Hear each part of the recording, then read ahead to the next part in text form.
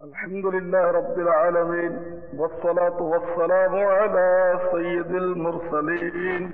أما بعد، فأعوذ بالله من الشيطان الرجيم.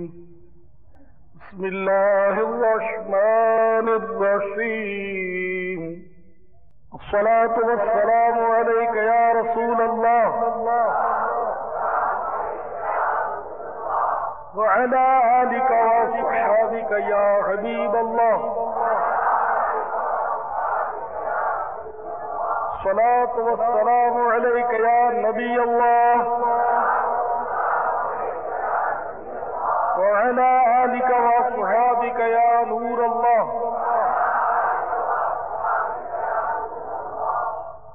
حضرت شیخ ابو بکر شبلی رضی اللہ تعالیٰ عنہ فرماتے ہیں کہ ہمارے ایک پڑوسی کا انتقال ہو گیا. انتقال کے بعد اسے خواب میں دیکھا گیا اور سوال کیا، ما فعل اللہ بکا، اللہ تعالیٰ نے تیرے ساتھ کیا سلوک کیا؟ تو اس نے بتایا کہ جب مجھے قبر میں رکھا گیا تو خوفناک شکلوں والے دو فرشتے میری قبر میں آئے اور انتہائی کرخت ریجے میں سوالات شروع کر دیے.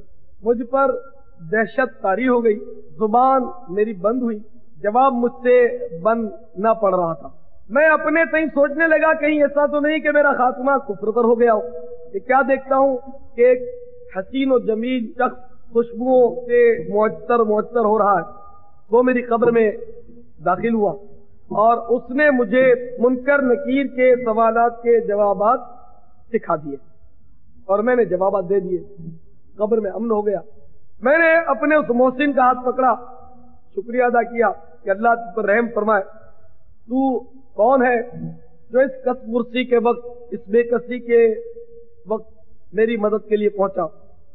تو اس شخص نے مسکرا کر کہا کہ میں اللہ کا فرشتہ ہوں. تو چونکہ سرکار مدینہ صلی اللہ تعالی علیہ وسلم پر کثرت سے درود شریف پڑھا کرتا تھا، تو اللہ تعالیٰ نے کثرت درود کے سبب مجھے پیدا فرمایا. اگرچہ تو اپنی جان پر ظلم کرنے والا تھا، تیرا کردار اچھا نہیں تھا، لیکن اللہ تعالیٰ نے درود شریف کی برکت سے تجھ پر کرم فرمایا اور مجھے تیرے پاس بھیجا اور تجھ پر یہ مصیبت آ پہنچی تو میں نے تیری مدد کی.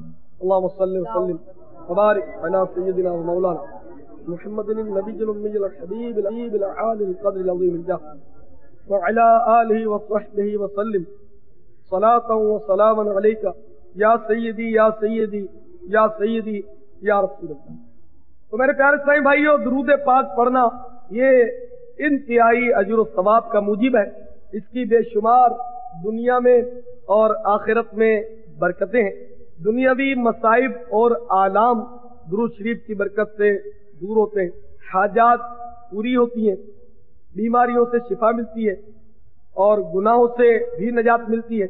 قبر میں بھی درود شریف کا فائدہ آپ نے دیکھا اور قیامت کے روز بھی درود شریف ہمیں کام آئے گا. جیسا کہ حدیثوں میں آتا ہے کہ درود شریف یعنی مجھ پر درود پڑھنا یہ پل صراط پر نور ہے. میں نے ایک بندے کو دیکھا، سرکار فرماتے ہیں صلی اللہ تعالی علیہ وسلم کہ وہ پل صراط سے گزر رہا ہے اور لڑ کھڑا رہا ہے، قریب تھا کہ وہ گر جاتا. اور آپ کو معلوم ہے پل صراط جہنم پر بنا ہوا ہے، بال سے باریک، تلوار کی دھار سے تیز. قریب تھا کہ وہ گر جاتا. مجھ پر پڑا ہوا درود آیا اور اسے سنبھال کر سلامت گزار کر لے گیا. تو میرے پیارے بھائیوں، درود شریف یہ بہت ہی برکت والا ورد ہے. تو جتنا ہو سکے جب بھی ہم فارغ بیٹھے ہوں تو ہم درود شریف پڑھا کریں، بلکہ فارغ بیٹھے ہوں تب پڑھیں، یہ بھی ایک عجیب سی بات ہے. بلکہ درود شریف پڑھنے کے لیے ہو سکے تو کچھ نہ کچھ وقت نکالنا بھی چاہیے. تو جو اہم کام ہوتا ہے اس کے لیے وقت نکالا جاتا ہے. طلبہ اسٹڈی کے لیے وقت نکالتے ہیں، آپ کاروبار کے لیے 8 گھنٹے 12 گھنٹے 10 گھنٹے روزانہ وقت نکالتے ہیں. تو فرصت ملے جب درود شریف پڑھ لیں گے تو یہ بھی ایک عجیب سا ہوا. تو اس کے لیے ہمیں وقت نکالنا چاہیے. اللہ تعالیٰ ہمیں درود و سلام کی کثرت کی توفیق عطا فرمائے. اللہم صلی وسلم وبارک علی سیدنا مولانا محمد النبی الامی الحبیب العالی القدر العظیم الجاہ وعلی آلہ وصحبہ وسلم. تو میرے پیارے بھائیوں، اسی طرح جو نیکیاں ہوتی ہیں وہ مطلب اچھی اچھی شکلوں پر متشکل ہو کر قبر میں آتی ہیں اور اس کا فائدہ ہوتا ہے. جیسے کہ علامہ جلال الدین سیوطی رحمۃ اللہ تعالی علیہ نے شرح الصدور میں بھی ایک ایمان افروز واقعہ نقل کیا کہ میت کو جب قبر میں رکھا جاتا ہے تو اس کے پاس عذاب بڑھتا ہے اس کی طرف، تو اتنے میں ایک خوبصورت خوشبوؤں سے معطر شخص قبر میں داخل ہوتا ہے اور عذاب سر سے بڑھتا ہے تو سر کے آگے روک بن جاتا ہے، پیروں کی طرف سے عذاب آتا ہے تو وہاں وہ آ کر روک بن جاتا ہے، اسی طرح عذاب ہر طرف سے پھر کر آتا ہے اور وہ شخص بھی ہر طرف سے اس کو مطلب میرے کہ عذاب سے بچاتا ہے، عذاب ناکام لوٹ جاتا ہے۔ میت پوچھتا ہے کہ اللہ تجھ پر رحم کرے، تو کون ہے؟ ایسے آڑے وقت تو نے میری مدد کی، سارے کہ نہ ماں کام آئے گی نہ باپ کام آئے گا، نہ عہدہ کام آئے گا نہ منصب کام آئے گا نہ کرسی کام آئے گی نہ وزارت نہ صدارت، کچھ بھی کام نہیں ہے۔ ایسے آڑے وقت تو پہنچ گیا تو وہ مسکرا کر کہے گا کہ تو نے فلاں وقت اپنے مسلمان بھائی کے اندر خوشی داخل کی تھی، اس کو تو نے راضی کیا تھا، اس کا دل خوش کیا تھا، تو اس خوشی سے اللہ تبارک و تعالی نے مجھے پیدا فرمایا، اور آج قبر میں تجھ پر ہر طرف سے جب بے کسی چھا گئی تو اللہ تعالیٰ کے حکم سے میں تیری مدد کے لیے پہنچ گیا۔ تو اس طرح مطلب یہ کہ نیکیاں جو ہیں وہ طرح طرح کی شکلوں پر متشکل ہو کر آتی ہیں، اور واقعی کسی مومن کو خوش کرنا، کسی کو راضی کر دینا، یہ بہت بڑا اجر و ثواب، بہت بڑا اجر و ثواب۔ ایک روایت میں آتا ہے کہ کسی مومن کو خوش کرنا، کسی مومن کو خوش کرنا 60 سال کی عبادت سے بھی افضل۔ بشر حافی رضی اللہ تعالیٰ عنہ کا قول حضرت امام محمد غزالی علیہ رحمت اللہ العالی نے کیمیاء سعادت میں نقل کیا کہ کسی مومن کو خوش کرنا، اس کا دل خوش کر دینا 100 نفلی حج کرنے سے افضل ہے۔ مومن کا دل خوش کرنا یہ بہت بڑا ثواب، اور جہاں اتنا بڑا ثواب ہے کسی مومن کا دل خوش کرنا، تو اسی کے برعکس کسی مومن کا دل دکھانا یہ اتنا ہی سخت گناہ۔ جیسے نماز ہے، نماز جیسی افضل عبادت کوئی نہیں، جس کا ثواب زیادہ اس کے مخالفت میں گناہ بھی اتنا ہی ہونا چاہیے، تو دل خوش کرنے میں ثواب بہت، تو اسی طرح کسی کا دل دکھانے میں گناہ بھی ایسا ہی بہت سخت۔ تو کسی مسلمان کی دل آزاری، کسی کی دل آزاری یہ کہا جاتا ہے کہ کفر کے بعد سب سے بڑا گناہ ہے، دل آزاری، دل دکھانا۔ مسلمان کا دل راضی کرنا یہ تو ہم نے سیکھا ہی، سوال ہی نہیں کہ ہم بھی کسی کو راضی کر دیں، سوال نہیں۔ ہاں دل دکھانے کی بات ہے تو کوئی بات نہیں، ماں کا دل دکھائیں گے، باپ کا دل دکھائیں گے، بہن بھائی کا دل دکھائیں گے، آنے جانے والے سب کا دل دکھائیں گے۔ کوئی جا رہا ہے بیچارہ گزڑی پوش، اس کو شش کریں گے، اس پر کنکر ماریں گے، اس کا یعنی کہ دل دکھانا یہ تو ہمارا میٹر ہے، باقی دل خوش کرنا یہ ہمارے مقدر میں نہیں۔ اگر واقعی ہم اس بات کو ہی سمجھ لیں، یعنی کہ بس ہمیں یہ طے کر لیں کہ ہمیں کسی کا دل نہیں دکھانا، ہم سے ہو سکا دل خوش کریں گے، نہیں ہو سکا دل دکھائیں گے نہیں، اگر یہ طے کر لینا تو پورا معاشرہ صحیح ہے، پورا معاشرہ۔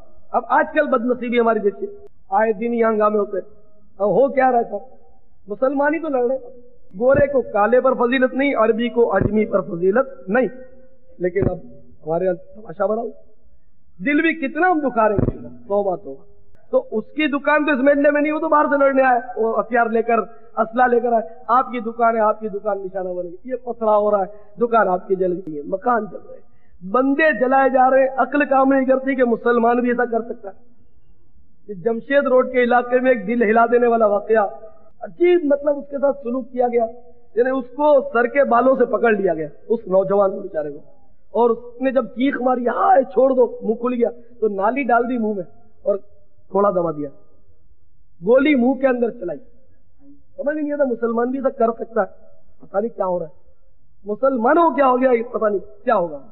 تو اللہ کا بڑا کرم ہے کہ دعوت اسلامی نفرتیں مٹانے اور محبت کا پیغام دینے کے لیے آئی، الحمدللہ ہم سب کے سب بھائی بھائی ہیں، الحمدللہ ثم الحمدللہ۔ تو میرے پیارے صحیح بھائیوں میں عرض کر رہا تھا کہ واقعی اگر دل آزاری ہم چھوڑ دیں، ہم یہ گرہ سے باندھ لیں کہ آج کے بعد ہم کسی کا دل نہیں دکھائیں گے، وہ خواہ ماں باپ ہو یا کوئی چلتا ہوا راہگیر ہو، کوئی بھی ہو، ہم کسی کا دل نہیں دکھائیں گے. آپ کا کیا خیال ہے سارے مسائل حل نہیں ہو گئے؟ سارے مسائل حل ہو گئے. اب دیکھیں نا، ہم کسی کا دل نہیں دکھائیں گے، کسی کو ناراض نہیں کریں گے، یہ ہم نے طے کر لیا. تو کیا ہم اتنے احمق ہیں کہ بندے کا تو دل نہیں دکھائیں اور اللہ کو ناراض کرتے رہے؟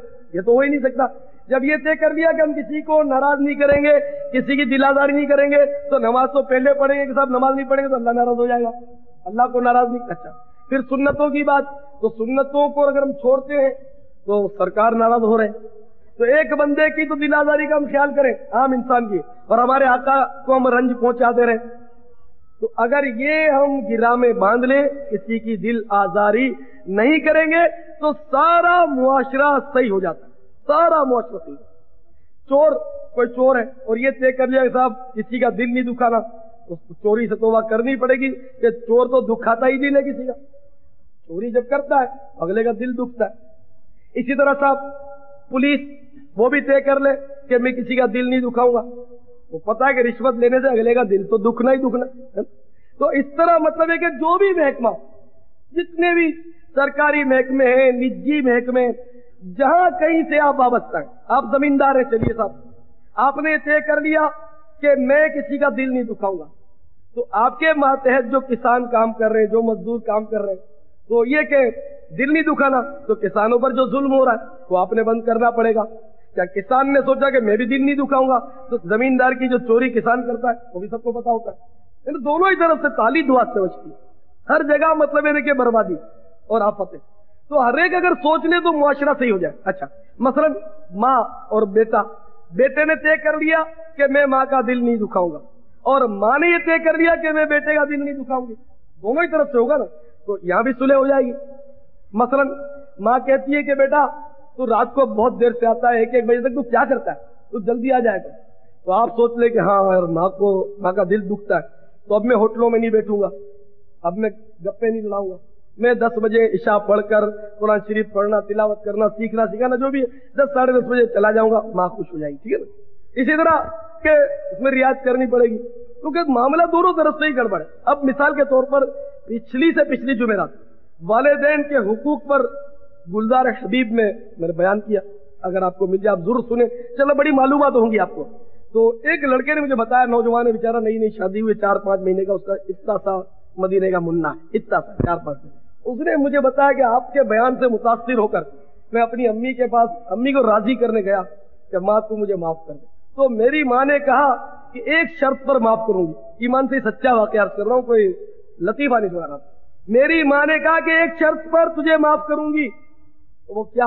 ماں نے کہا دیکھ یہ تیرا منا 4 مہینے کا جو ہے نا، اچھا ماں کی عمر کم و بیش 65 سال ہے، بڑھیا ہے بیچاری، لیکن سوچ، میری بہنیں بھی کافی جمع اسلامی بہنیں وہ بھی سنیں اس ماں کی سوچ.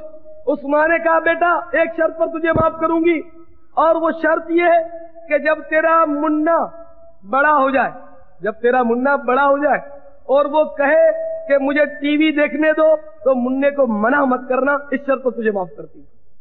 کان پکڑ لی. اور وہ بیچارہ کہہ رہا کہ بتاؤ میں ماں کو کیسے راضی کروں. اب واقعی میرے پاس یہ نسخہ، اب کوئی نسخہ ایسا نہیں، کیونکہ اللہ رسول ناراض ہو رہے ہو تو اللہ رسول کو ناراض کر کے ماں کو راضی نہیں کیا جا سکتا. ماں کہے بیٹا فجر کا ٹائم ہے، سردیاں گھر میں نماز پڑھ لے، تو اب ماں کا حکم نہیں مانا جائے گا. ماں میں تو مسجد میں جاؤں گا، یہ محلے کی مسجد ہے، میں چلا جاؤں گا نماز پڑھ کے آ جاؤں.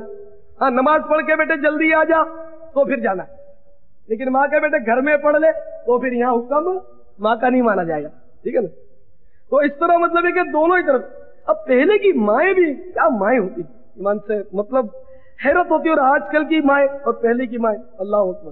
سیاہی کی رحمت بھری چادر نے مدینے کو لپیٹ میں لیا ہوا ہے، اور اہل مدینہ نیند کی آغوش میں مزے لے رہے ہیں. مدینہ منورہ کی رحمت بھری فضاؤں میں ایک آواز گونجتی ہے کہ دشمن کا لشکر مدینہ منورہ کی سرحد کی طرف بڑھتا چلا جا رہا ہے، اور رسول اللہ صلی اللہ تعالی علیہ وسلم نے ہدیہ طلب کیا ہے.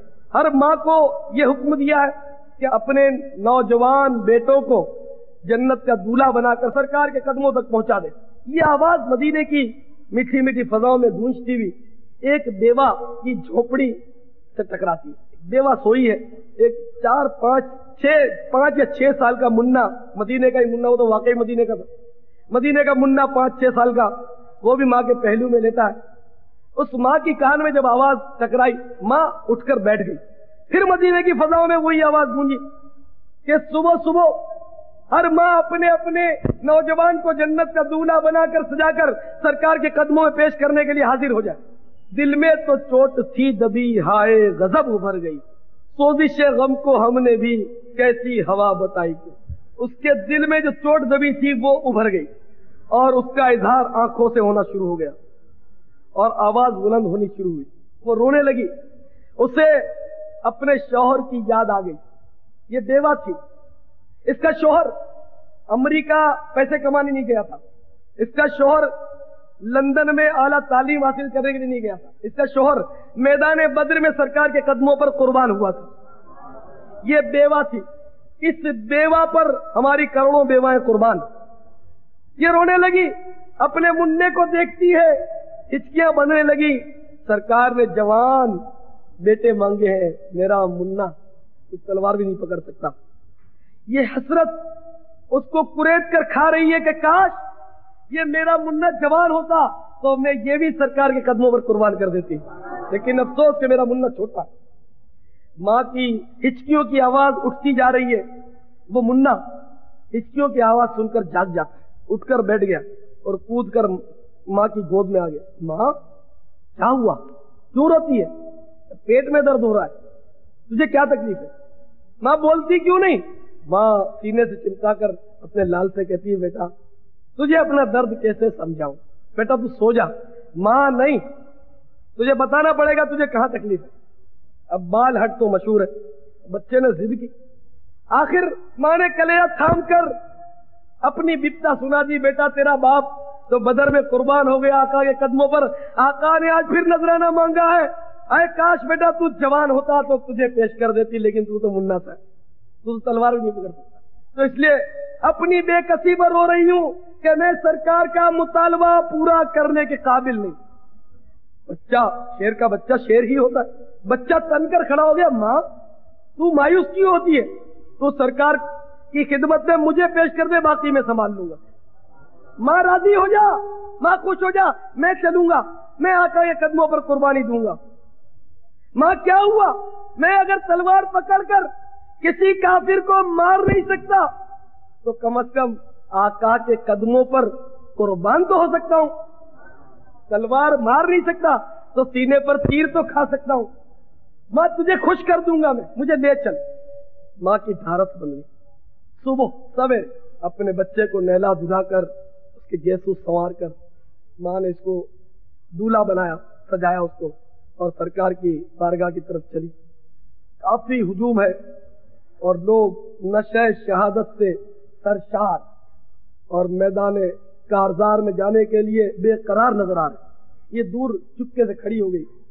सरकार ने देखा एक अफसुर्दा चेहरा लिए खातून सर झुकाए खड़ी है, बच्चा उसके साथ है। शायद को फरियाद लाई। किसी ने फरमाया कि जाओ उस खातून से पूछो कि क्या बात है, क्यों आई? कोई आया। सरकार याद फरमा रहे, क्या बात है, क्या काम है, क्यों आई? कहा कि मुझे सरकार की खिदमत में ले चलो, मैं सरकार ही से अर्ज करूंगी। बहरहाल सरकार की खिदमत में उसे पेश किया गया। रोते हुए उसने अर्ज किया, या रसूल अल्लाह सल्लल्लाहु अलैहि वसल्लम, ये बिन बाप का यतीम है, इसका बाप मैदान बद्र में हुजूर के कदमों पर कुर्बान हो चुका है। मुझे फख्र है, ये मेरी सआदत है कि मैं एक शहीद की बेवा हूं। आपने फिर नजराना तलब किया, मैं नादिम हूं, मेरे पास नजराना कोई नहीं। ये बच्चा कटने के लिए जिद कर रहा है, आका इसे इजाजत दे दे, बड़ा एहसान होगा। सरकार ने बच्चे को देखा, शफकत से दिल भराया, सुना कि ये बच्चा मैदान में जाने के काबिल है। अब बच्चा बोलता है, सरकार मुझे कबूल कर लीजिए वरना मेरी माँ का दिल टूट जाएगा। सरकार ये रात को रोती थी, मैंने दिलासा दिया है कि मैं अगर तलवार पकड़कर दुश्मन को मार नहीं सकता तो अपने सीने पर तीर तो खा सकता हूं, तलवार से गर्दन तो कटा सकता हूं। सरकार मैं कुर्बान होकर अपनी माँ को राजी तो कर सकता हूं, आका मुझे कबूल कर लीजिए। सरकार ने दस्ते शफकत उस बच्चे के सर पर फेरा और उसकी माँ से फरमाया कि मोहतरमा तेरा हदिया कबूल किया जाता है, मगर अभी इस बच्चे को اسلام کی مقدس امانت کے طور پر تم تربیت دو، اس کی تربیت کرو، اور جب یہ جوان ہو جائے اور جب اسلام کو پھر ضرورت پڑے تو اس کو پیش کر دینا، شادماں شادماں، فرحاں فرحاں، خوشی خوشی، ماں بیٹا اب پھر گھر کی طرف جا، آقا نے قبول کر۔ تو ایک تو وہ مائیں تھی، اور آج بھی آپ ہمارے پاس تو بیچارے بچے آتے، بھائی آپ کیوں نہیں آتے ہو اتنے عرصے سے؟ کیا کریں، ماں نکلنے نہیں دیتی۔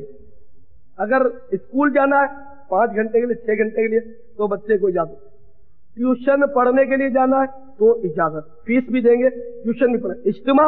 اجتماع کے لیے ہم اجازت مانگتے ہیں تو نہیں دیتی، مارتی ہے۔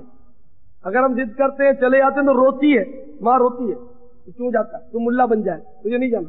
خدا کی قسم میرے پاس ایسے بھی کیس آئے کہ لڑکا بتاتا ہے کہ اگر میں یہ کہوں کہ مجھے پکنک پر جانا ہے تو مجھے اجازت مل جاتی ہے، مری ادھر ادھر جہاں بھی جاؤ پکنک کے لیے، لیکن اگر میں یہ کہوں کہ دعوت اسلامی کا ایک قافلہ 2 دن کے لیے حیدرآباد جا رہا ہے، میں ان کے ساتھ جاؤں گا، تو ماں روتی ہے، نہیں جانے۔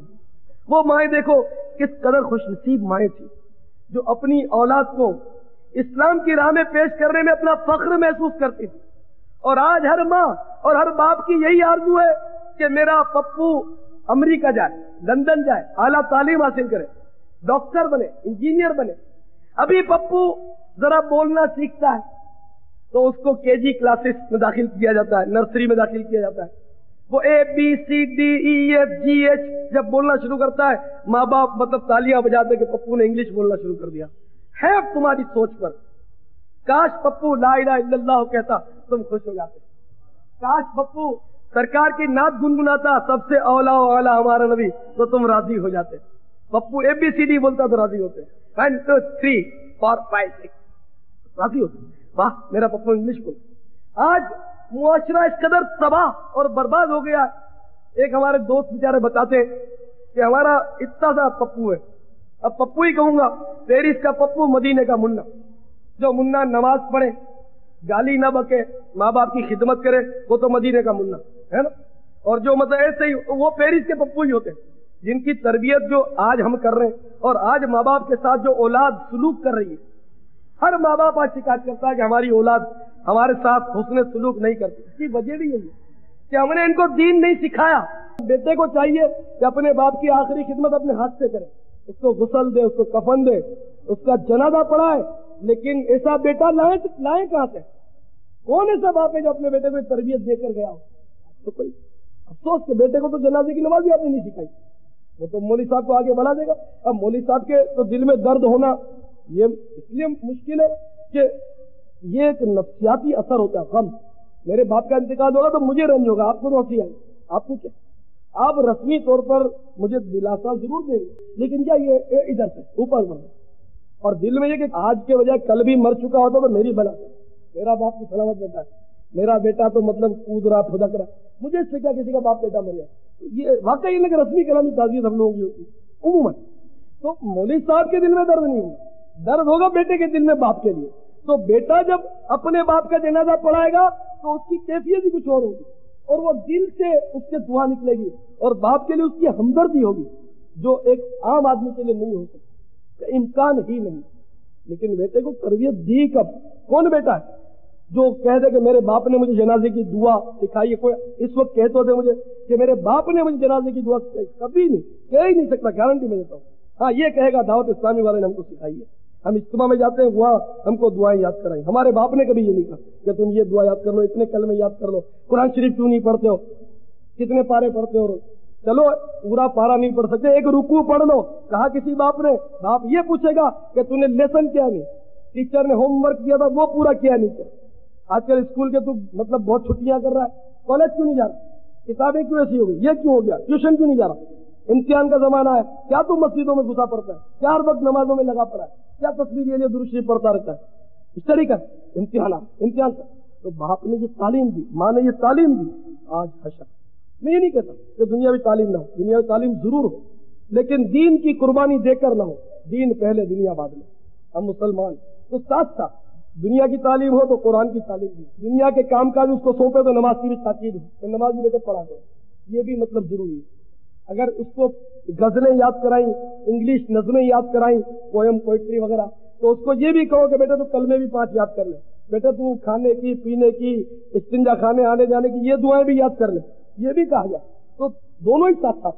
لیکن آج ہمارا مقصد صرف اور صرف یہی ہوتا ہے کہ ہمارا بچہ بس پورا اپ ٹو ڈیٹ بنے، جینٹل مین بنے۔ اگر اس کی داڑھی نکل آئی اور اس نے داڑھی رکھ لی تو قیامت قائم۔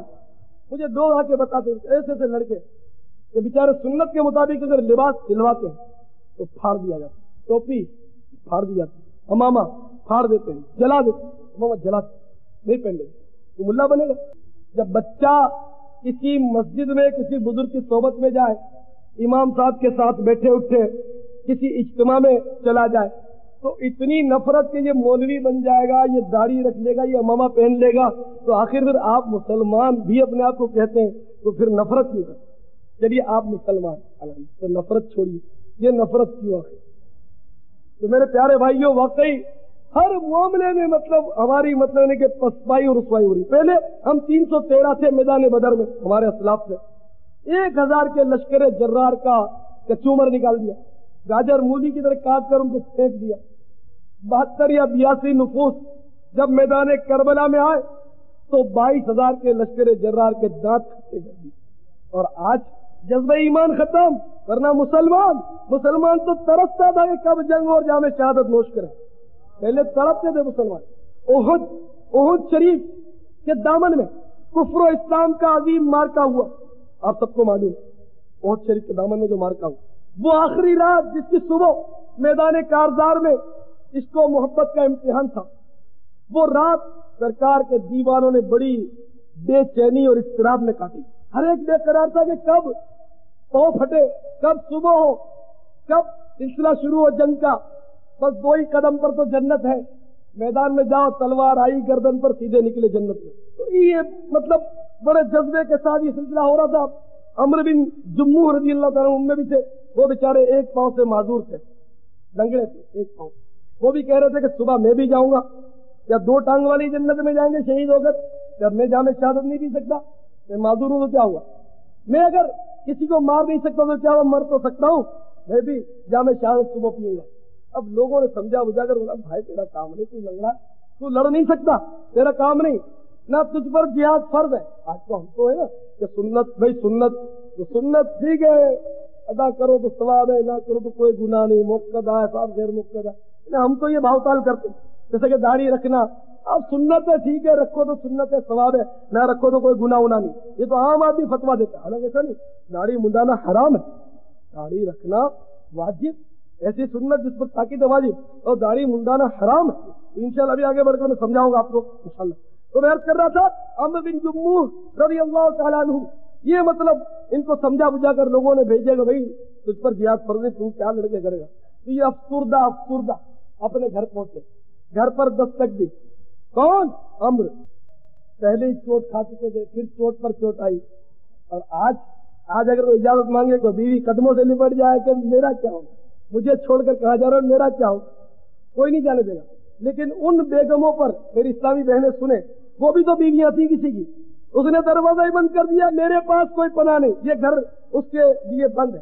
اب تو صاحب چوٹ پر چوٹ کھائی، بے قرار ہو گئے، گھر کی طرف سے منہ پھیر دیا، پیٹ کر دی گھر، اور دعا کی اللہم لا تعیدنی الی اہلی، اے اللہ اب مجھے میرے اہل میں، میرے گھر کی طرف، میرے گھر میں، میرے گھر والوں میں اب مجھے واپس مت لانا۔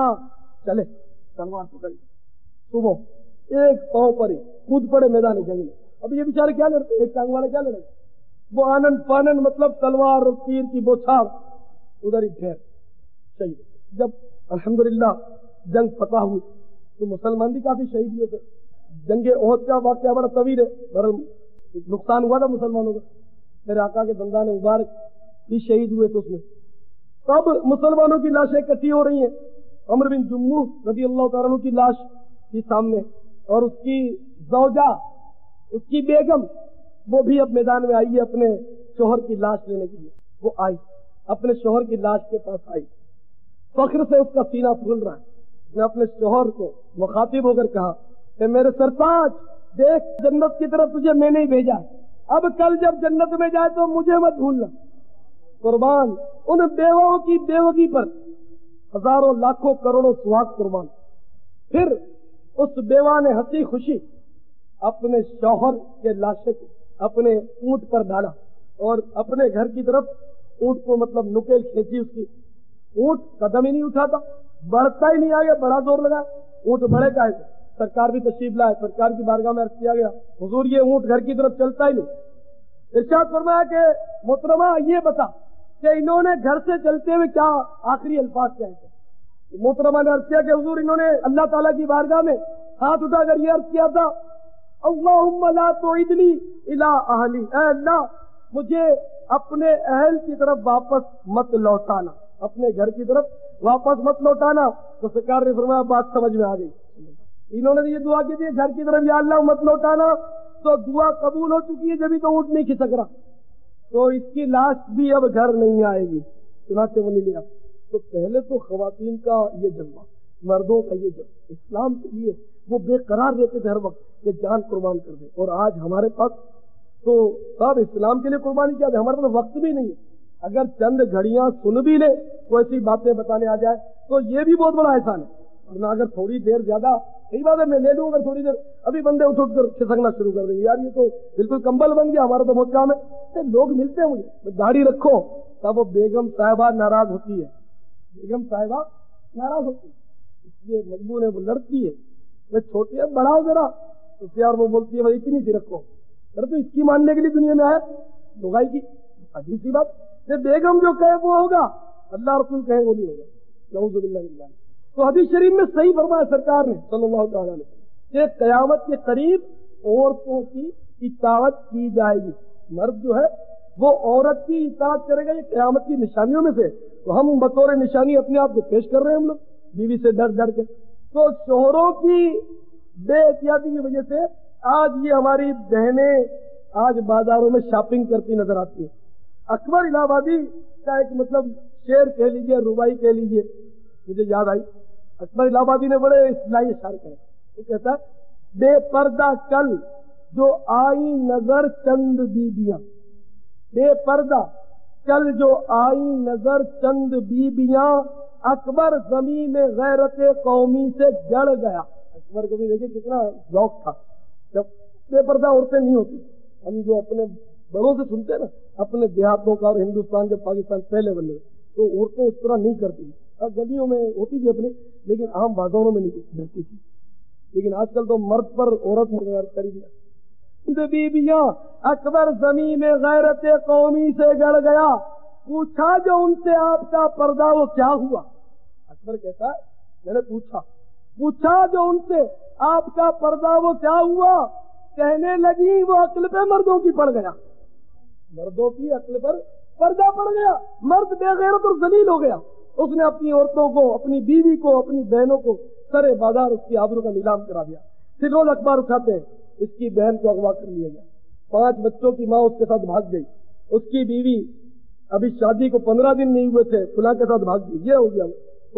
लेकिन हमने मतलब औरत के माना, औरत के लफ्जी माना छुपाने की चीज, औरत के लफ्जी माना जो लोग छुपाने की चीज। तो औरत उस वक्त तक ही औरत है जब वो पर्दे में है। जब पर्दे से बाहर गई तो वो औरत नहीं रही, और पे जिन्स बन गई, शायद औरत नहीं रही। औरत के माना तो छुपाने की, जैसे सतरे औरत, जो जिस्म का हिस्सा जो है नाक के नीचे से लेकर घुटने तक ये सारा हिस्सा मर्द का भी सतरे औरत कहलाता है, इसका छुपाना जरूरी है। औरत माने छुपाने की, तो मतलब ये औरत अब नहीं रही। अब देखिए आप गोश्त लेते हैं, कलेजी लेते हैं, ठीक है ना, भेजा लिया आप कलेजी ली साहब आधा किलो, तो आप तो यूं लेकर आते होंगे, यूं लेकर निकलते ना कलेजी, यूं आपको पता है कि यूं लेकर जाएंगे तो वो आई चील शायद 2-4 उंगलियां भी जख्मी करती चली जाए, है ना। तो ये कलेजी आपने क्यों छुपाई, ये मतलब आधा किलो बोटी तो आपने छुपा दी कि साहब ये आधा किलो बोटी अगर मैं यूं ले गया तो घर पे बेगम साहब की बातें सुननी पड़ेगी कि इतना बुद्धू है कि बोटी छुपाने की चीज है।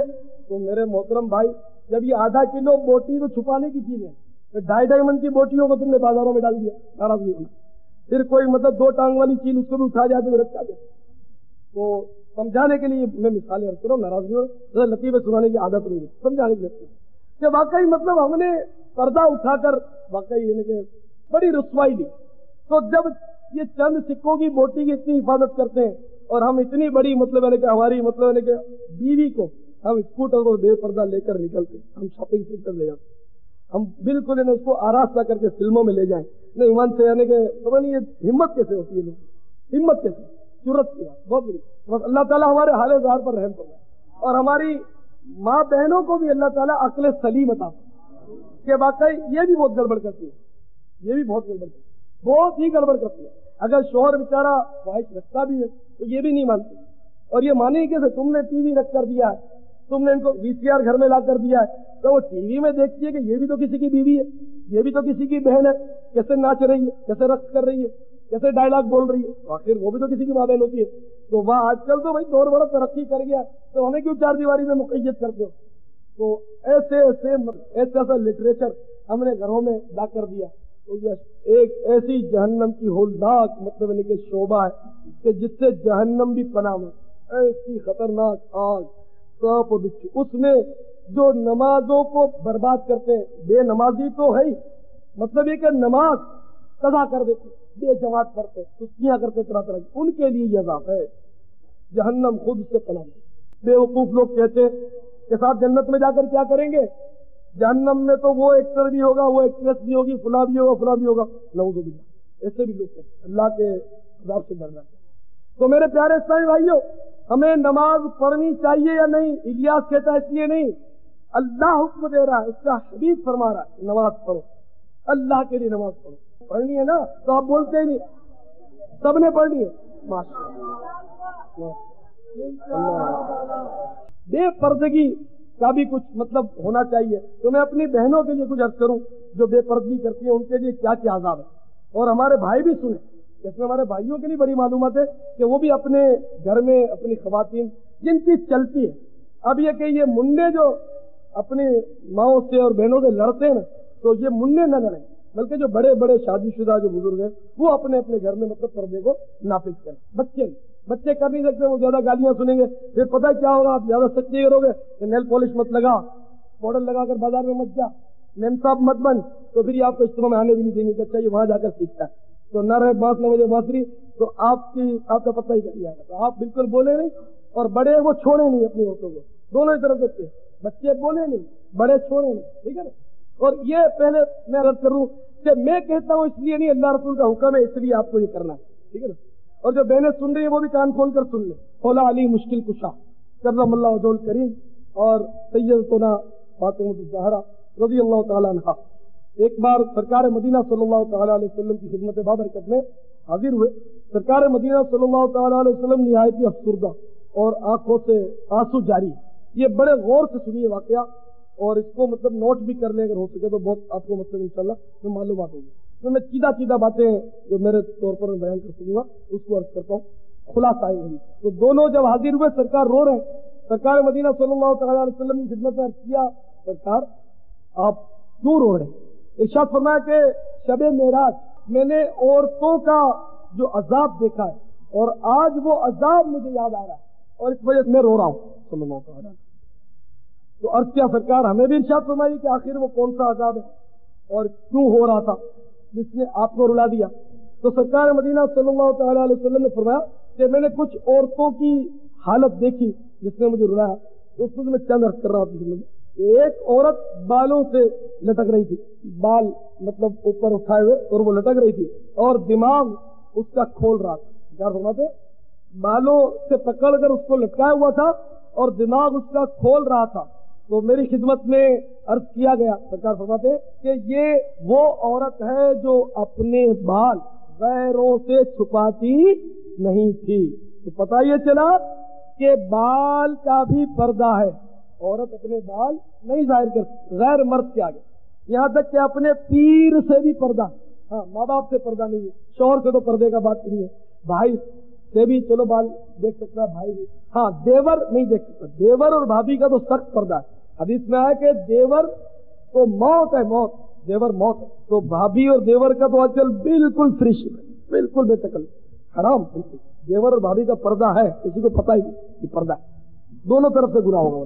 تو بال جو غیروں کے آگے ظاہر کرتی ہے، اس کا عذاب یہ ہوا کہ بالوں سے لٹکایا جائے گا گویا، اور دماغ اس کا پتیلی کی طرح کھولتا ہو، आज जरा सा सर दर्द होता है तो बाम ले आओ, सारी रात हम धोखनी की तरह सांस चलाते, सर दर्द।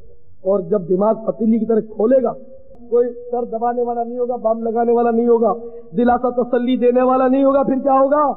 आज शिफॉन और जारजट के दुपट्टे हमारी बहनें ओढ़कर, औरती भी गले में डाल के निकलती है, ओढ़े जब भी पर्दा नहीं कि बाल उससे झलकते।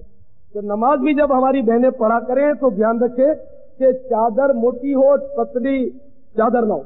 जैसे ये मलमल की चादर से भी नमाज नहीं पढ़ सकते, मलमल में बाल नजर आते, झलकते बाल, यही चमकती है, तो मोटी चादर हो, मतलब कोई भी कपड़ा हो लट्ठा उट्ठा, तो इससे मतलब ये कि बाल बिल्कुल नमाज में छुपाने फर्ज है।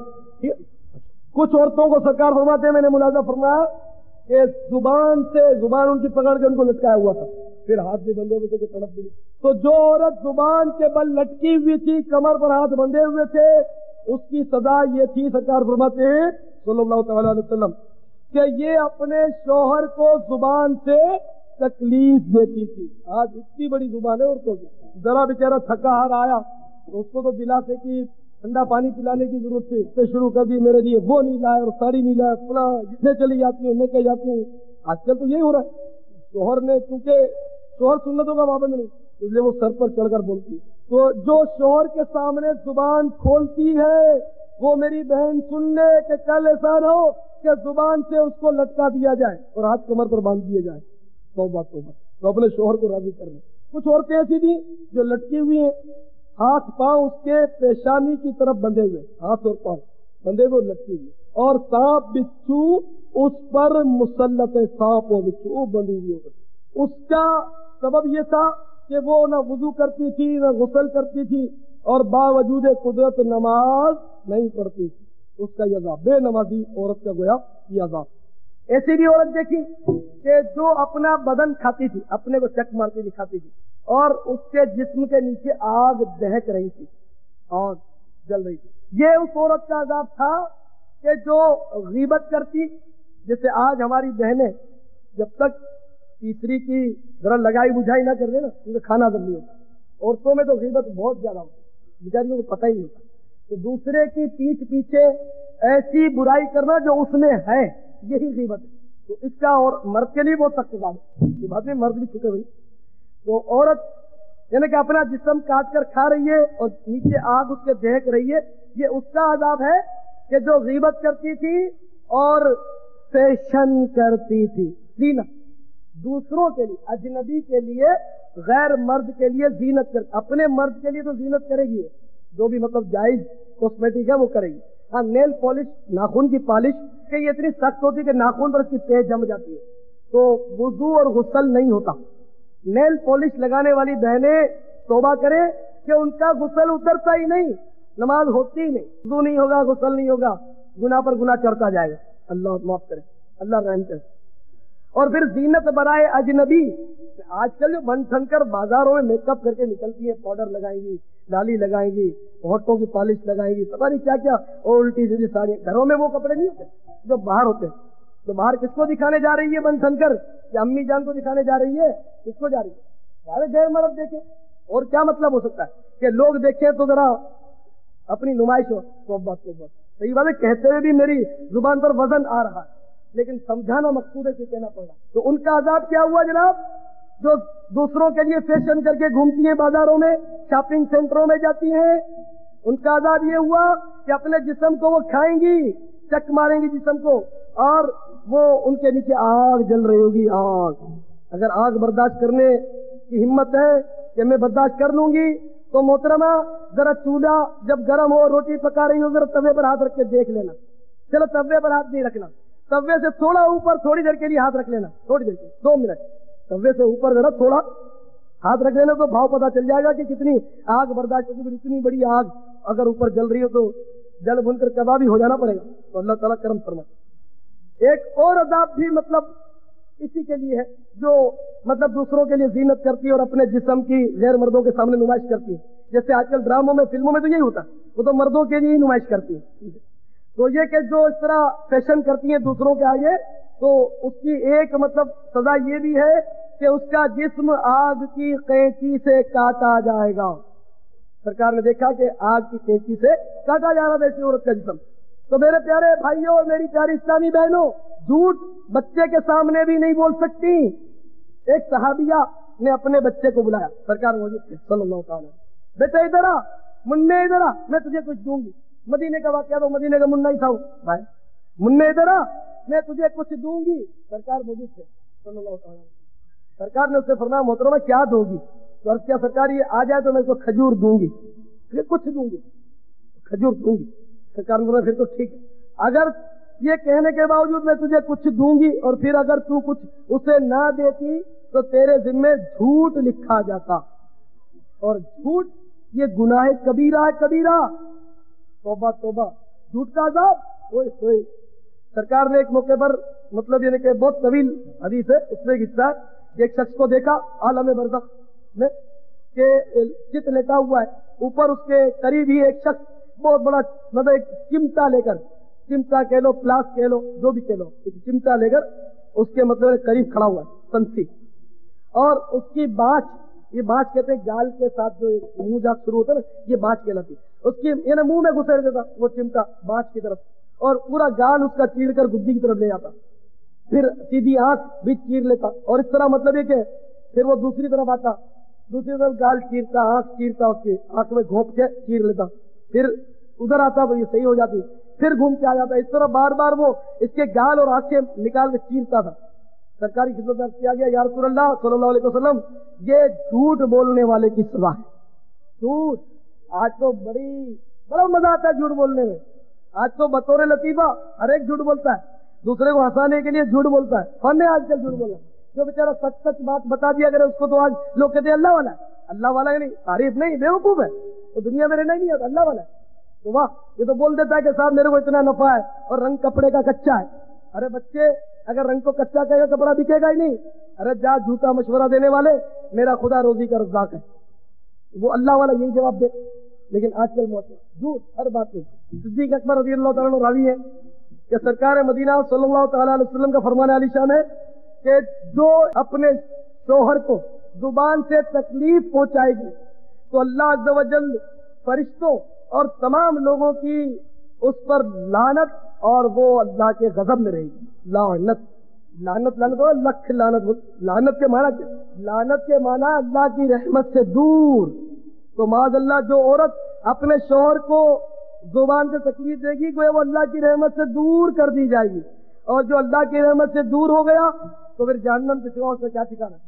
और जो औरत अपने शौहर की इजाजत के बगैर घर से बाहर निकलती है, वो भी सुन ले, जो औरत अपने शौहर की इजाजत के बगैर घर से बाहर निकलती है तो हर वो चीज जिस पर चांद और सूरज शुरू होता है लेकिन रात दिन हुआ, हर चीज मतलब जब तक वो घर नहीं लौटती उस पर लानत करती रहती है। अब मोहतरम शौहर साहब आप भी सुन लीजिए, आज तो बेगम साहबा को स्कूटर में बिठा के ले जाते हैं, हिल पार्क में ले जाते हैं, क्लिफ्टन, मनोरा, बड़ी तफरी हो रही है आजकल। आप भी जरा समाज फरमाइए कि क्या अंजाम है इसका। तो हदीस शरीफ ने फरमाया कि जो औरत बन ठन कर इत्र लगाकर घर से बाहर निकलती है और शोहर भी उस पर राजी है, शोहर उस पर राजी है, तो हर कदम पर उस नामुराद शोहर के लिए, उस बदनसीब के लिए, उस शोहर के लिए हर कदम पर अल्लाह ताला जहन्नम में एक एक घर बनाता है। अल्लाह दोनों ही तरफ से मसला बड़ा है। कम से कम शोहर को चाहिए कि वो अपने तौर पर कोशिश तो करे ही करे, सख्ती करे। तो मेरे प्यारे भाइयों, मैंने बीच में अर्ज किया कि दाढ़ी, लोग कहते हैं कि दाढ़ी रखना सुन्नत, रखो तो सवाब, ना रखो तो गुनाह नहीं। ये बार हाँ मैंने सुना और मैंने अर्ज किया कि ये गलत है। दाढ़ी रखना वाजिब है और दाढ़ी मुंडाना ये हराम है। जैसे कि एक बार जब शुरू मेरा भी मतलब शुरू का दौर था, दावत इस्लामी नई बनी थी, तो मैंने एक जगह न्यू कराची के इलाके मैंने कह दिया कि दाढ़ी मुंडाना हराम है। तो एक साहब ऐसे ही थे बेचारे, तो अधेड़ उम्र के थे, हत्या करते थे, उनको बड़ी खली ये बात कि मैंने इसको हराम का फाइल कह दिया। मैंने कहा जो काम ये करे वो हराम है। तो जब मैंने बयान खत्म कर दिया, अल्लाह का शुक्र है वो दोहरा इज्तिमा नहीं बोला, वो घोट पी गया। जब इज्तिमा खत्म हो गया, बंदे थोड़े इधर उधर हो गए, फिर वो शेर हुआ, वो तुमने कहा कि दाढ़ी मुंडाना हराम है, दाढ़ी मुंडाना हराम और मुसलमान हराम काम करे, یہ تم نے کیا کہہ دیا؟ کس کتاب میں لکھا ہے؟ مجھے کتاب دکھا اور ابھی دکھا۔ میں نے کہا میرے پاس تشریف لائے، انشاءاللہ ایک نہیں 21 کتابیں دیکھ لیں، کتابوں میں لکھا۔ میں نے ایک حدیث پڑھی کہ جب بندہ گناہ کر کے یعنی کہ 40 برس کا جب ہوتا ہے کہ اس کی نیکیاں جو ہیں وہ مغلوب اور گناہ اس کے غالب رہتے ہیں 40 سال، مثلا اب 40 سال جب نے داڑھی کبھی کاٹی رکھی نہیں، ہمیشہ مونڈتا رہا، 40 سال گزر گئے، تو اب ظاہر ہے کہ نحوست تو اس کے ساتھ 40 سال تک تو چپکی رہی۔ داڑھی منڈا تو اتنا بیچارہ منحوس ہوتا ہے اس معاملے میں کہ غریب مطلب جاگے جب بھی دشمنان مصطفیٰ جیسا چہرہ صلی اللہ تعالی وسلم، جب غریب سوئے اس وقت بھی دشمنان مصطفیٰ جیسا چہرہ، اللہ توبہ جب نماز کے لیے کھڑا ہو توبہ توبہ اس وقت بھی مصطفیٰ کے دشمنوں جیسا چہرہ لیے وہ اللہ کے حضور کھڑا۔ اللہ تعالیٰ کرم کرے۔ یہ میری یہ باتیں خود ناگوار گزرتی ہیں، لیکن میں سمجھاتا ہوں، دیکھو تم ڈاکٹر کے پاس گئے ہوں گے، اس کو فیس بھی دیتے ہیں، تو ڈاکٹر صاحب کو دشمن تو نہیں سمجھتے نا، آپ اس کو پیسے بھی دیتے ہیں اور سوئیاں وہ گھسیٹتا رہتا ہے، سمجھے، اور کھاتے رہتے کڑوی کڑوی دوائیں، منہ بگاڑتے رہتے کرتے، پھر بھی آپ نگل جاتے، تو ڈاکٹر نے علاج کرتے۔ اور جب بڑا ڈاکٹر کو ٹکر گیا کہ اللہ نہ کرے کوئی سخت بیماری گلے پڑ گئی، تو ڈاکٹر صاحب چھری تیز کر کے رکھتے۔ سرجن جتنے بھی ہیں وہ تو بات چھری چلانے ہی کی کرتے، ابھی فزیشین کچھ رحم کرتے، وہ دواؤں سے مسئلہ حل کرتے، وہ سرجن نے تو چھری تیز کر رکھی ہے، پھر بھی ڈاکٹر صاحب ڈاکٹر صاحب ڈاکٹر صاحب، ہم لوگ خوشامدی کرتے ہیں کہ ڈاکٹر صاحب، وہ ہزاروں روپے لے لیتے ہیں پھر بھی وہ ڈاکٹر صاحب ہے۔ 450 روپے دیکھنے کی فیس، 5 منٹ دیکھے وہ اور وہ کاغذ پر لکھ دے 200-400 روپے کی ٹیبلٹ اور سیرپ وغیرہ، تو وہ پھر بھی ڈاکٹر صاحب ڈاکٹر کی خوشامد ہوتی ہے، کیونکہ ذہن بنا ہوا ہے کہ ڈاکٹر ہمارا خیر خواہ ہے، چاہے وہ ہماری جیب کاٹے، چاہے بچے کا پیٹ کاٹ کر اس کو دیں، قرضہ کر کے دیں، لیکن پھر بھی یہ کہ ڈاکٹر صاحب تو ہمارے خیر خواہ۔ اچھے بھی ڈاکٹر ہوتے، کوئی ڈاکٹر وہ ناراض ہو جائے مجھ سے، اچھے سے ڈاکٹر نہیں ہوتے، لیکن اکثریت پتا ہے خدمت خلق کی تو آڑ ہے، باقی گھر بھرنے کی بات ہے، ٹھیک ہے نا۔ تو یہ کہ پھر بھی وہ ڈاکٹر صاحب ہمارا خیر خواہ نظر آتا ہے، تو جب وہ ڈاکٹر صاحب کو ایسی آپ کو اتنا مطلب ہے کہ آپ کے پیسے لیتا ہے، آپ کو کاٹ پیٹ ڈالتا ہے، آپ کے خون کھینچ لیتا ہے، سمجھے، جان نکل جاتی ہے اسی تکلیف میں، وہ ڈاکٹر دیتا ہے، تو آپ کے ذہن میں یہ بات ہوتی ہے کہ ہماری بیماری کا یہ علاج کر رہا ہے، تو آپ کا یہ ادنا خادم، آپ کا غلام بھی بیماری کا علاج کرنے کی غرض سے آیا، تو میری باتیں بھی ذرا ناگوار گزر جاتی ہیں، تو ڈاکٹروں کو دیں گے ہم، سمجھے، لیکن ڈاکٹر ہمارا خیر خواہ، تو اس مفت کے ایک مبلغ کو، ادنا سے خادم کو اس کی یہ باتیں سن لو کہ یہ بھی ہمارے بھلے ہی کے لیے کہہ رہا ہے۔ ڈاکٹر معمولی بیماری کا علاج کرتا ہے، اور مبلغ جو ہوتا ہے وہ ہماری قبر کے اندر جو بیماری کی تکلیف ہونے والی ہے، جیسے سانپ آیا، وہ بچھو آیا، یہ آ گئی، یہ اس کا علاج کرنا چاہتا ہے مبلغ۔ یہ ڈاکٹروں کا بھی ڈاکٹر ہوتا ہے۔ ڈاکٹر کیا ہے؟ اصل ڈاکٹر تو یہ جو دین کی تبلیغ کرتے ہیں، سنتیں ہمیں سکھاتے ہیں، گناہوں سے ہمیں نفرت دلاتے ہیں، اصل ڈاکٹر وہ ہیں، لیکن ان سے ہمیں نفرت ہو جاتی ہے، ان سے دور بھاگتے ہیں۔ تو ہمارا میں عرض کر رہا تھا کہ 40 برس کا جب بندہ ہو جاتا ہے، گناہ اس کے نیکیوں پر غالب ہوتے ہیں۔ اب وہ میری بڑھیا، اگر کوئی امی آئی ہیں وہ بھی سن لے، میرے بوڑھے ابا یہاں موجود ہیں وہ بھی سن لیں کہ 40 سال سے عمر جب زیادہ ہو جاتی ہے، گناہ زیادہ، نیکیاں کم، شیطان اس کے چہرے پر ہاتھ پھیرتا ہے، اس بوڑھے کے جو 40 سال سے گزر گیا، 40 سال کو جوانی ہوتی ہے پر بڑھاپے کی طرف پیش قدمی تو اس کی چہل آگے بڑھ رہا ہے، تو ہاتھ پھراتا ہے اور کہتا ہے کہ اس چہرے پر میں قربان، اس مکھڑے تو صدقے، اس چہرے پر میں قربان، اب یہ ہدایت لانے والا ہی نہیں ہے۔ داڑھی میرے پیارے اسلامی بھائیوں یہ سرکار کی سنت بھی ہے اور ہر نبی کی سنت، ہر نبی نے داڑھی رکھی کی انتہا، داڑھی منڈانا یہ حماقت کی انتہا۔ ظاہر ہے کہ سرکار کی سنت کو ضائع کرنا، پھر بولنا سرکار کا میں عاشق ہوں، تو بڑا مطلب عجیب چکر چلا دیا اس مردود شیطان نے۔ تو میرے پیارے بھائیوں ہر نبی نے داڑھی رکھی، ہر ولی نے داڑھی رکھی، ہر ولی نے داڑھی رکھی۔ تو بہرحال یہ کہ کوئی پیر، کوئی بزرگ، کوئی ولی داڑھی منڈا نہیں ہو سکتا، مجھ سے متفق ہے نہیں، آپ لوگ متفق ہیں؟ جو آقا کی سنتوں کو پائمال کرے وہ بزرگ اور ولی کیسے بن جائے؟ تو اپنے طور پر ہو تو یا چند بے وقوف اس کو ولی بنا لے تو ان کا ولی ہوگا، ان کا دوست ہوگا، اللہ کا دوست اس کے حبیب کا دوست تو نہیں ہوتا، اتباع سنت نہیں ہے، ٹھیک ہے نا؟ محنت تو نہیں نا مجھ سے، بات تو میں صحیح کر رہا ہوں نا کہ سرکار کا وہی دوست ہے جو سرکار کی سنتوں پر عمل کرتا ہے۔ تو بہرحال یہ کہ کسی ولی نے داڑھی نہیں منڈائی، ہر نبی نے، ہر ولی نے داڑھی رکھی۔ تو ایک تو یہ داڑھی کی اہمیت، اور سرکار نے نہ صرف داڑھی بڑھائی بلکہ حکم دیا کہ داڑھی بڑھاؤ، مجھے پس کرو، داڑھی بڑھاؤ، اور آتش پرستوں کا خلاف کرو، مخالفت کرو، انہیں آگ پوجنے والوں جیسا چہرہ مت بناؤ، آگ پوجنے والوں جیسا چہرہ مت بناؤ۔ دیکھیے دشمنان مصطفیٰ سے تشبیہ ہو گئی نا تو داڑھی رکھنا یہ دوستان مصطفیٰ کی نقل، اور داڑھی منڈانا یہ دشمنان مصطفیٰ جیسی نقل، ان کے جیسا چہرہ بنانا ہوا یا نہیں ہوا؟ آپ کی سمجھ میں آ رہا ہے نا؟ اچھا، تو میرے پیارے اسلامی بھائیوں، حدیث پاک میں صاحب ارشاد ہے، ابو داؤد شریف، من تشبہ بقوم فہو منہ، جو جس قوم کی نقل کرے گا وہ انہی میں سے ہے۔ اب غلامان مصطفیٰ میں جو اٹھنا چاہتا ہے قیامت کے روز، دوستان مصطفیٰ صلی اللہ تعالیٰ علیہ وسلم سے جو اٹھنا چاہتا ہے قیامت کے روز، تو مصطفیٰ کے دوستوں جیسا چہرہ بنا لے۔ جس کو آتش پرست اچھے لگتے ہیں، انگریزی فیشن اچھا لگتا ہے، شیطان سے پیار آتا ہے، ٹھیک ہے، اس کے لیے دعا ہی ہو سکتی ہے، اگر ایسی ضد ہے کہ ہم نہ سدھرے ہیں نہ سدھریں گے، قسم کھائی ہے۔ تو بہرحال یہ کہ میرے پیارے بھائیوں، یہ طے ہو گیا کہ شیطان کی کوئی بات نہیں مانی، تو یہ گھمائے گا آپ کو، لیکن آپ کو رہنا ماحول میں، کیونکہ حدیث شریف میں آتا ہے کہ جو بکری ریوڑ سے الگ ہوتی ہے اس پر بھیڑیا حملہ کرتا ہے، تو جو بندہ الگ ہوتا ہے شیطان جلدی اس کو بہکاتا ہے۔ جب وہ ماحول میں ہوتا ہے شیطان ذرا سوچ کر ہاتھ ڈالتا ہے کہ اگر اس کو میں نے نماز قضا کروا دی تو کبھی تو اس کا دوست پوچھے گا، یار تو فجر میں نظر کیوں نہیں آتا، بلا آنکھ نہیں گزر، میں اٹھایا دوں گا، یہ بندوبست ماحول میں ہو جاتا ہے۔ تو اسی طرح داڑھی بھی آپ نے رکھنی، تو ماحول میں رہو گے تو دوسرے داڑھی والوں کو دیکھ کے ذرا جھارت بندی رہے گی، ذرا ہمت رہے گی، اور اگر آپ آگے پیچھے کرو گے تو وہ ذرا سمجھا بھی دے گا انشاءاللہ محبت سے، پیار سے۔ تو ماحول کی بڑی برکتیں ہوتی ہیں، تو ہمارا لیے کہ ماحول میں رہ کر انشاءاللہ اس سنتیں سیکھیں گے۔